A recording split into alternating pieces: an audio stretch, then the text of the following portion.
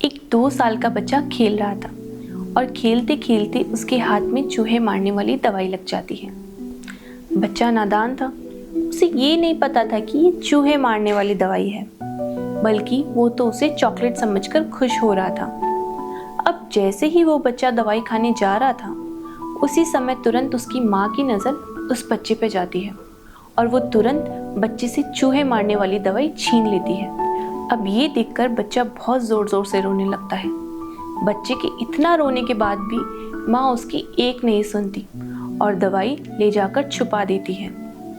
बच्चा इसलिए रो रहा था, उसे ये नहीं पता था कि ये चूहे मारने वाली दवाई है, पर उसकी माँ को ये पता था कि ये चूहे मारने वाली दवाई है, जो कि मेरे बेटे के लिए सही नहीं है, बल्कि ये जहर है। बच्चे की कुछ पल की खुशी के कारण उसकी माँ उसे वो दवाई नहीं दे सकती थी, क्योंकि वो हानिकारक थी। जैसे लाइफ में कुछ चीज़ें हमें कुछ पलों की खुशी देती हैं और फिर वो चली जाती हैं, तो हमें निराश नहीं होना चाहिए। हमें ये समझ लेना चाहिए कि वो हमारे लिए सही नहीं है, इस चूहे मारने वाली दवाई की तरह। जैसे माँ ने दवाई वो अपने बच्चे से छीन ली, वैसे भगवान भी वो चीज़ हमसे ले लेते हैं। कभी कभी हम सही और गलत की पहचान नहीं कर पाते, इस नादान बच्चे की तरह। पर माँ को तो सब पता था।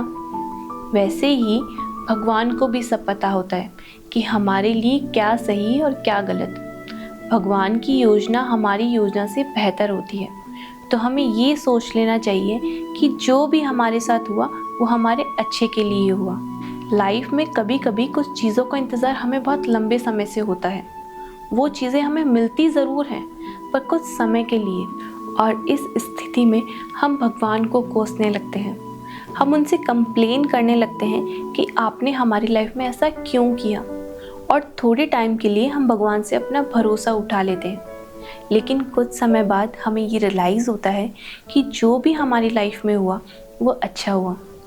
भगवान की योजना हमारी योजना से बेहतर है, तो हमें ये समझ लेना चाहिए कि जो भी हमारी लाइफ से गया है वो हमारे अच्छे के लिए गया है। तो कैसी लगी आपको ये स्टोरी, कमेंट में ज़रूर बताइएगा।